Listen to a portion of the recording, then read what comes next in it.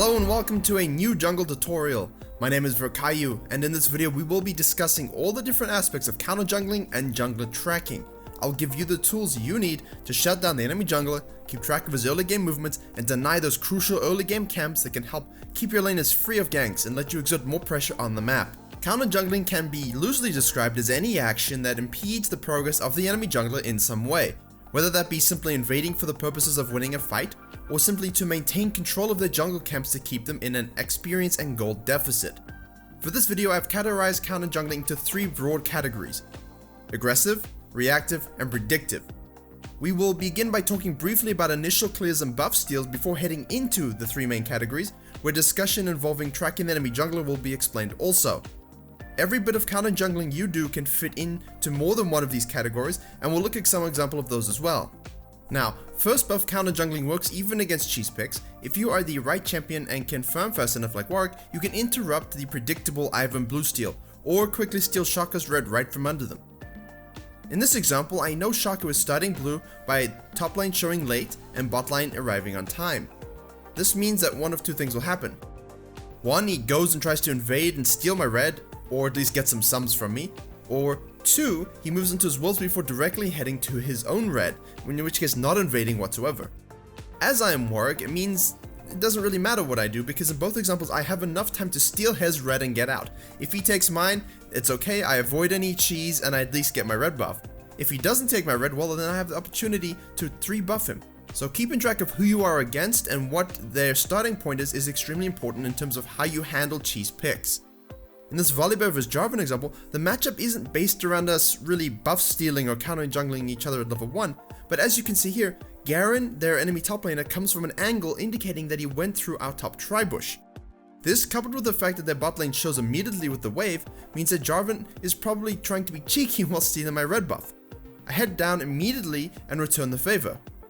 The problem here is that Volibear doesn't farm too fast initially, and so there's no time for me to counter jungle any more camps, maybe steal the raptors, because if Jarvan decides to try and cut me off to deny me taking his red, I would be caught out and that'd be quite a bad situation for me given the state of our lanes. And because the enemy bot lane and mid lane are both pushing against us, I move to take the Scuttle Crab and get level 3 from Grom, and then hit bot lane with a level 3 gank to get that first blood and blow some summoner spells. A much smarter choice, a safer choice, and better for our laners as a whole. As you can see, these smart and quick level 1 and 2 players can net advantages for you, or at the very least deny the enemy the advantage they thought they were getting from you by stealing your buff. In the case you can also take raptors or perhaps wolves if you're stealing blue, do try and do this, as that can be even more of an advantage in power play early in the game, denying crucial level 3 and 4 timings on the enemy jungler. Let's begin now with the three broader categories, and with everyone's favorite type, because it's the most reckless with high risk and high reward, aggressive counter jungling. This form requires you to simply pay attention to enemy laners, but you and your champion are brazen enough to simply go looking for the enemy jungler because of the trust you have in your ability to confront the enemy, while also stealing camps and at the same time having a high chance of escaping. Emphasis here again on paying attention to your laners. If you begin a 1v1 with the enemy jungler, this could very quickly become a 2v1 or 3v1 against you, and you can feed crucial buffs and gold over to the enemy, especially at those early levels. Make sure your laners are in a position to help, or at the very least in a position where you can escape if things go badly, or as with this Lux, there to rotate for the KS. This method of counter jungling can be devastating in lower MMRs, where simply applying this sort of pressure will force players to make bad decisions. Being able to blindly invade this aggressively is usually down to player knowledge of matchups and trust in one's mechanics. A lot of smurfing high-ranked junglers will simply play something like Nidalee and consistently invade you and take you out of the game very fast. The process involves probing to see what camps you can steal, and potentially if you can win a duel versus the enemy jungler to further your lead.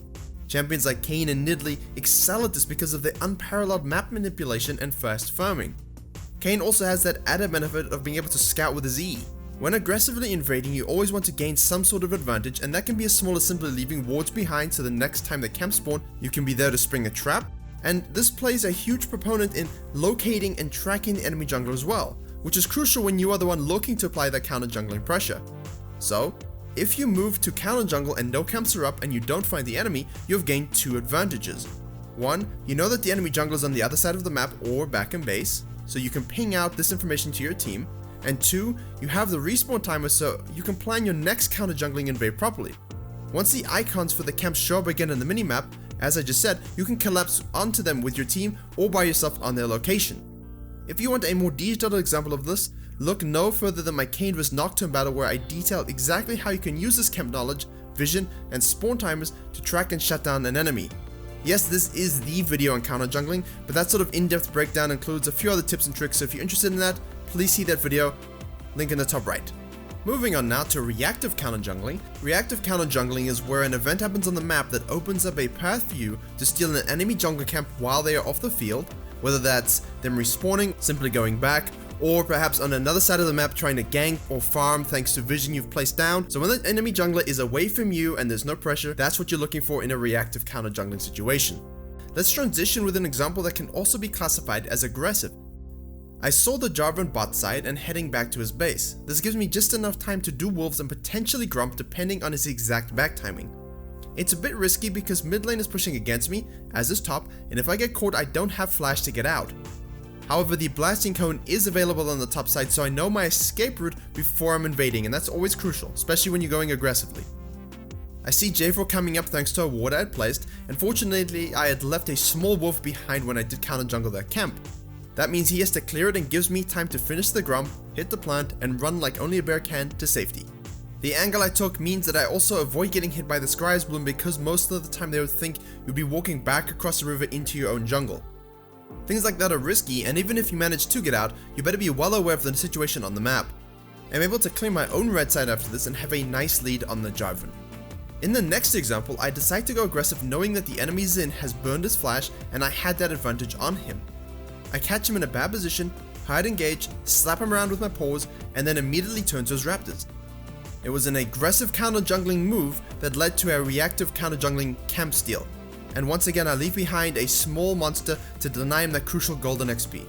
Remember, for Season 8, catch-up XP was changed to give you 50 bonus XP for every level you're behind the camp, but only on the larger epic monsters. So if you can continuously deny camps or elongate their spawn times by leaving one behind, the enemy has to clear it before the camp's 2-minute 30-second respawn timer begins.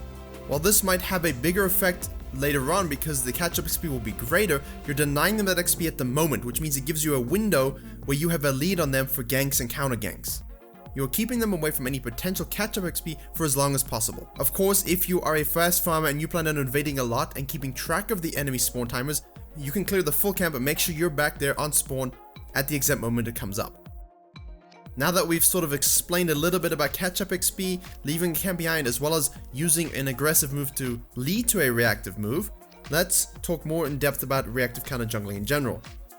This is by far the most common form of counter jungling, and as you can see here, Kha'Zix is on the bottom side of the map, which opens up a risk-free farming spree on his blue side jungle. I can leave wards behind, I have timers on his camp spawns, and I've denied him crucial gold and experience.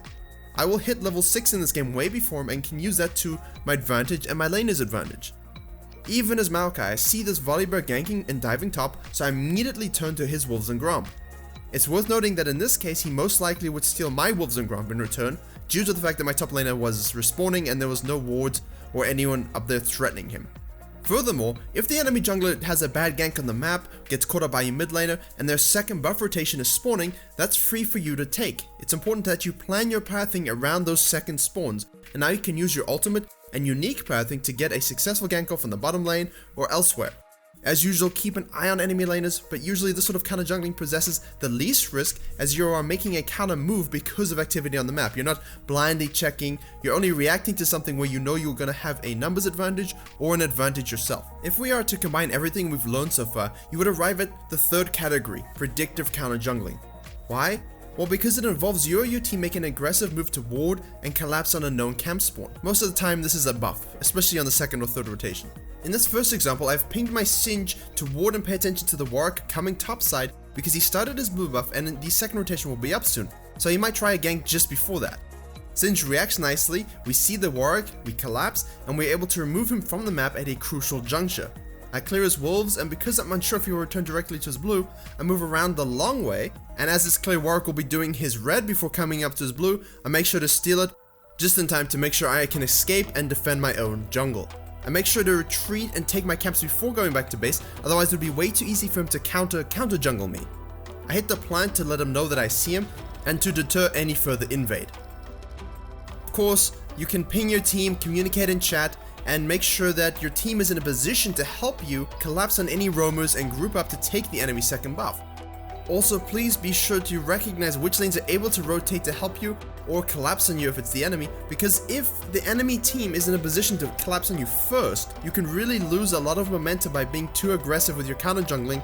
And if you just reach level 6, losing that moment when you can use your ult for the first time to actually help your team gain an advantage, and it's just wasted because you weren't paying attention to the state of the map. Now, when you organize an invade with your team, it can usually go well. You can win a team fight, you can force a fight, and that can change the tone of this early game. If you're far enough ahead, you can also force this action a bit more, especially if you're a tank, and usually this level 6 buff fight can be a critical juncture in a snowballed game. You can use that to fall back to take a dragon or even a first tower.